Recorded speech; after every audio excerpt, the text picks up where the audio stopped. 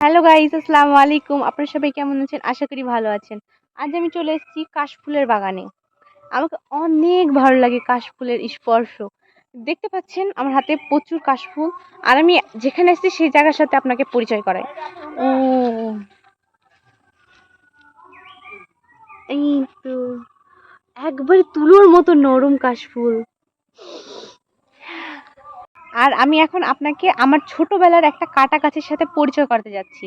যেটা ধরেন কাঁচা যখন থাকে তখন তো সবুজ থাকে, আর পেকে গেলে লাল টকটকা আর মানে একটা সুন্দর হয়ে যায়। আপনাদেরকে দেখাই আপনারা বুঝতে পারবেন, আমার কথা থেকে ভালো আপনাদেরকে দেখিয়ে দিই।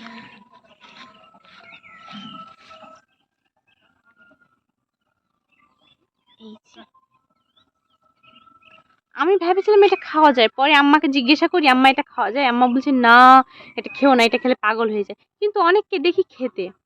আবার এই যে ফুলগুলো না, এই ফুলগুলো বলে খাওয়া যায়। তো আমি কি খেয়ে দেখবো? খেয়ে দেখি আজকে।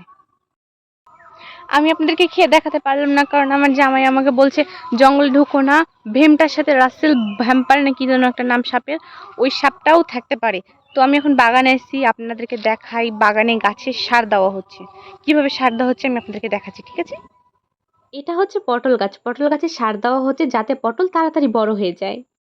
আমি বাগানে এসে আরো একটা জিনিস দেখলাম যেটা আপনাদের সাথে শেয়ার করতে চলেছি। এই যে দেখতে পাচ্ছেন কলা, আমি কলার ক্যানের কতটা কাছে, আর এটা সম্ভবত সাগর, না না, বিচি কলা, না না, জিন কলা, না না, সবরি কলা, যে কোনো একটা কলা হতেই পারে। চলুন বাগান থেকে যাওয়া যাক। বাগান ঘুরে দেখলাম পুরো এখানে দেখতে পাচ্ছেন এটা কিন্তু গোটাই আমের বাগান। এই গাছে কোনো একটা গাছেও আম নাই, শুধুমাত্র ওই আমটা গাছ ছাড়া।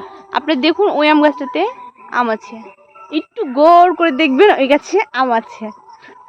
আর এখন আমের মৌসুম চলছে, তো মানে শেষ সিজন চলছে, এই জন্য সব গাছের আম পেড়ে নিয়েছে মালিকরা। আর এখন আমি বাসার দিকে রওনা দিচ্ছি। এখানে দেখতে পাচ্ছেন আমার কিউট রাজকুমারী আমার জন্য অপেক্ষা করছে, আমার কোলে উঠতে চাইছে। আমি আমার রাজকুমারীকে কোলে নিয়েছি। আমার মেয়ে এখন বলছে আম্মু চলো বাসার দিকে। আর এটা হচ্ছে আমাদের বাসার ডগ, আমার অপেক্ষা করছে। আজকে তাকে খাবার দিতে দেরি হয়ে গেল, আমি বাগানে রিলস বানাতে গেছিলাম। আমার মেয়েকে কোলে নিয়ে এলাম। আমার মেয়ে আসলে কি আমাকে ছাড়া কিচ্ছু বুঝে না। আপনারা দোয়া করেন যাতে আমার মেয়ে সবসময় সুস্থ থাকে।